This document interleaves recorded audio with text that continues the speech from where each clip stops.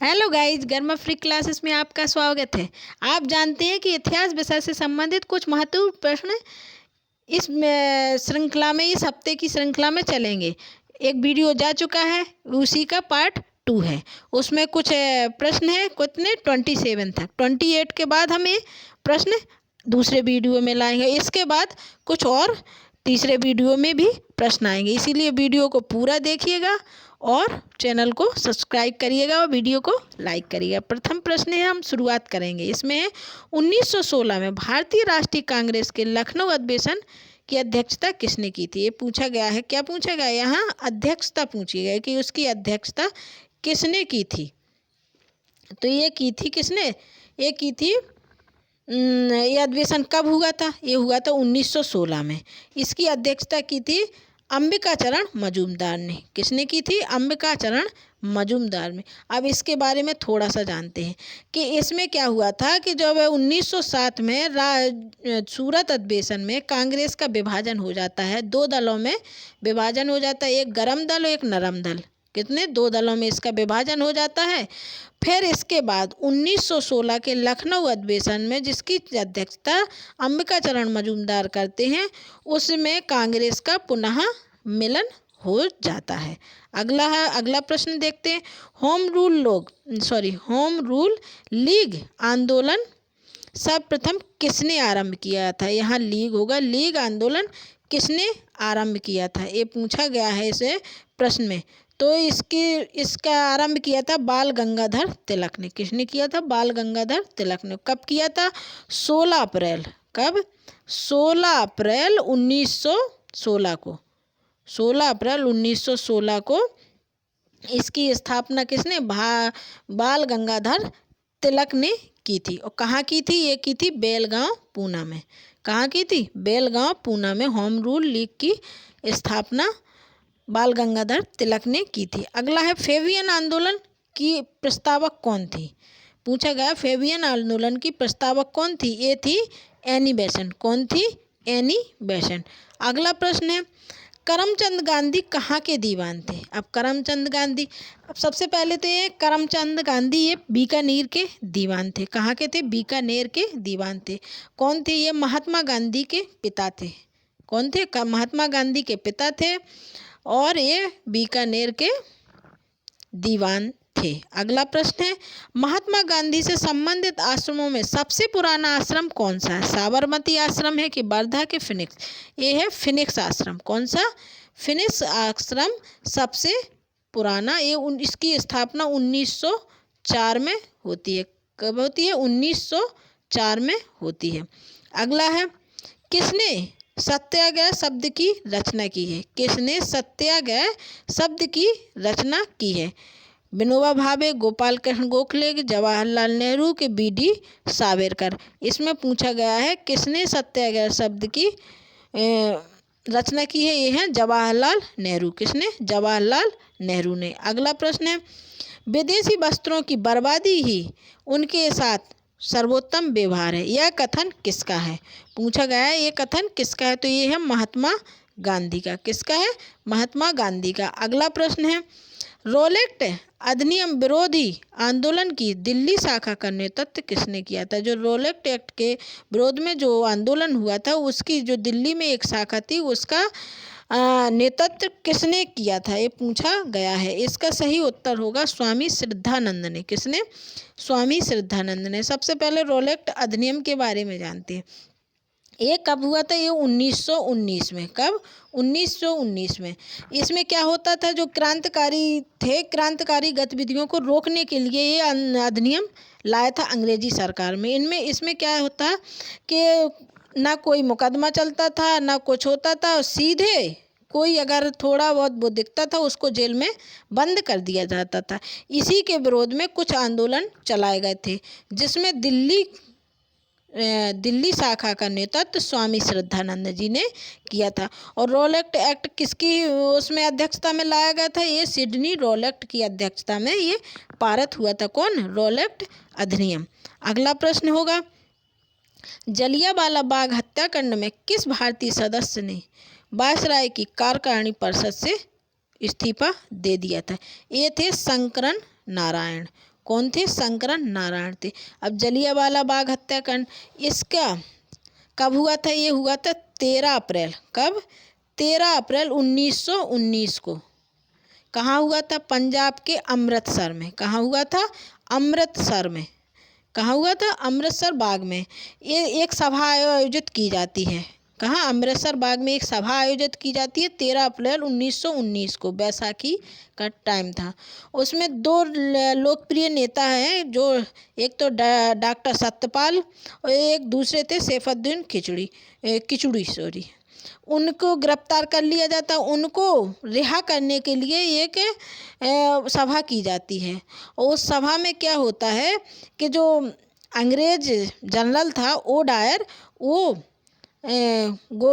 गोली चलाने का आदेश दे देता है, जिससे वहाँ भगदड़ मच जाती है और बहुत से लोग मारे भी जाते हैं।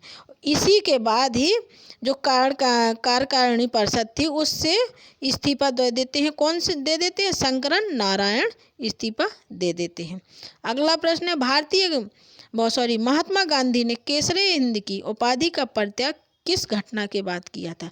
ये किया था जलियांवाला हत्याकांड के बाद। ये महात्मा गांधी केसर ए हिंद की उपाधि से त्याग देते हैं। रविंद्रनाथ टैगोर नाइटहुड की उपाधि त्याग देते हैं इसी कांड की वजह से। कौन से? जलियांवाला बाग हत्याकांड की वजह से। अगला प्रश्न, महात्मा गांधी को सर्वप्रथम राष्ट्रपिता किसने कहा था? ये कहा था सर्वप्रथम सुभाष चंद्र बोस ने। किसने कहा था? सुभाष चंद्र बोस ने राष्ट्रपिता कहा था। और रविंद्रनाथ टैगोर ने इन्हें महात्मा कहा था। किसको? महात्मा गांधी को। अगला है भारतीय कपड़ा व्यापारी बैंकर कांग्रेसी तथा महात्मा गांधी का निकट सहयोगी है, यह किसने कहा था? पूछा गया है कि भारतीय कपड़ा व्यापारी बैंकर कांग्रेसी तथा महात्मा गांधी का निकट सहयोगी है, यह किसने कहा था? ये कहा था जमनालाल बजाज ने। किसने कहा था? जमनालाल बजाज।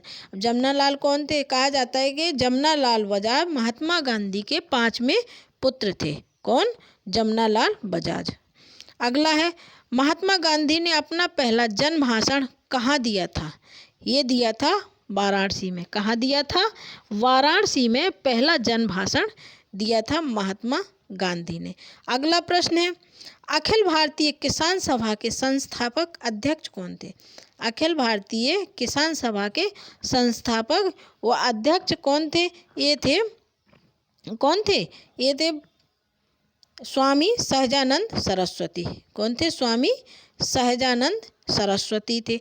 अगला प्रश्न है भूदान आंदोलन की शुरुआत कहाँ हुई थी? भूदान आंदोलन की शुरुआत कहाँ हुई थी? पूछा गया है। ये हुई थी आंध्र प्रदेश में। कहाँ हुई थी? आंध्र प्रदेश में। अगला प्रश्न है असहयोग आंदोलन कब प्रारंभ किया गया था? असहयोग आंदोलन कब प्रारंभ ये किया गया था? 1920 में। कब प्रारंभ किया गया था? 1920 में। और इसका अध्यक्ष कौन थे? लाला लाजपत राय अध्यक्ष थे। और कलकत्ता से शुरुआत की गई थी। और इसका नेतृत्व किसने किया था? इसका नेतृत्व किया था महात्मा गांधी ने। किसने किया था? महात्मा गांधी ने। और 1922 में, कब? 1922 में इसको वापस ले लिया जाता है। क्यों लिया जाता है? किस घटना की वजह से? ये चोरा चोरी की जो घटना हुई थी गोरखपुर में, उसी की वजह से दुखी होकर के महात्मा गांधी असहयोग आंदोलन को वापस ले लेते हैं।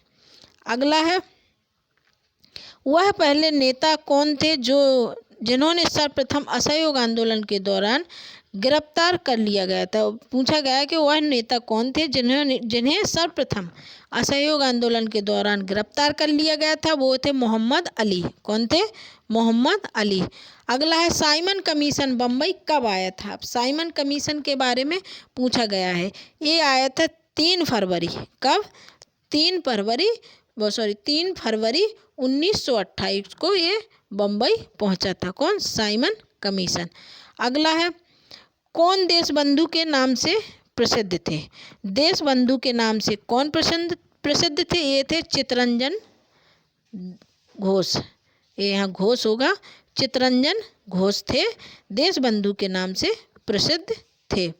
अगला प्रश्न है निम्न में से कौन स्वराज पार्टी से संबंधित थे? अब पूछा गया स्वराज पार्टी से कौन संबंधित थे। सबसे पहले तो स्वराज पार्टी की स्थापना ये हुई थी 1923 में, और इसके संबंधित थे कौन कौन थे? मोतीलाल नेहरू भी थे, CR दास थे, NC केलकर थे, और इसकी स्थापना इलाहाबाद में होती है। कहाँ होती है? इलाहाबाद में इसकी स्थापना होती है स्वराज पार्टी की। अगला प्रश्न है, पूर्ण स्वराज का प्रस्ताव लाहौर कांग्रेस के में किस वर्ष पारित हुआ था? पूर्ण स्वराज का प्रस्ताव लाहौर कांग्रेस में किस वर्ष पारित हुआ था? ये हुआ था 31 दिसंबर। कब? 31 दिसंबर 1929 को ये पारित हुआ था। उस समय अध्यक्ष कौन थे? उस समय अध्यक्ष थे जवाहरलाल नेहरू। कौन थे? जवाहरलाल नेहरू थे उस समय अध्यक्ष, जब ये पूर्ण स्वराज की मांग की गई थी। और 31 दिसंबर 1929 को ही रावी नदी पर तिरंगा झंडा फहराया गया था। कब? 31 दिसंबर 1929 को। कब? 1929 को रावी नदी पर। अगला है, दांडी मार्च का संबंध किस ऐतिहासिक घटना से? जो दांडी मार्च यात्रा हुई थी उसका संबंध किससे है? उसका संबंध है नमक आंदोलन से। किससे है? नमक आंदोलन। 12 मार्च 1923 को। कब? 12 मार्च 1930 को ये यात्रा शुरू होती है। कहाँ से? साबरमती आश्रम से। और इसमें कितने लोग शामिल होते हैं? 78 लोग शामिल होते हैं। और सभी एक साथ इस यात्रा को प्रारंभ करते हैं, और 6 अप्रैल 12 मार्च 1930 को ये शुरुआत होती है इसकी, और 6 अप्रैल को ये वहाँ पहुँच जाते हैं। 6 अप्रैल को पहुँच जाते हैं, 6 अप्रैल 1930 को पहुँच जाते हैं, और सांकेतिक रूप से नमक कानून तोड़ देते हैं। इसके बाद ही सविनय अवज्ञा आंदोलन प्रारंभ हो जाता है, और इसी दांडी मार्च के बाद ही सविनय अवज्ञा आंदोलन प्रारंभ हो जाता है। अगला है, लाल कुर्ती आंदोलन के प्रमुख नेता। क्या पूछा गया है कि लाल कुर्ती आंदोलन के प्रमुख नेता कौन थे? अब ये थे खान अब्दुल खान गफ्फार। कौन थे? खान अब्दुल खान गफ्फार थे। अब इसके बारे में भी जानते हैं। ये पश्चिम प्रांत में खान अब्दुल खान गफ्फार के नेतृत्व में सविनय अवज्ञा आंदोलन का संचालित हुआ। उन्हीं के द्वारा गठित खुदाई खिदमतगार, इसी को क्या कहते हैं? लाल कुर्ती आंदोलन के प्रमुख माने जाते हैं। कौन? खान अब्दुल खान गफ्फार। इन्होंने ही लाल कुर्ती को ही क्या बोलते हैं? खुदाई खिदमतगार आंदोलन। Thank you.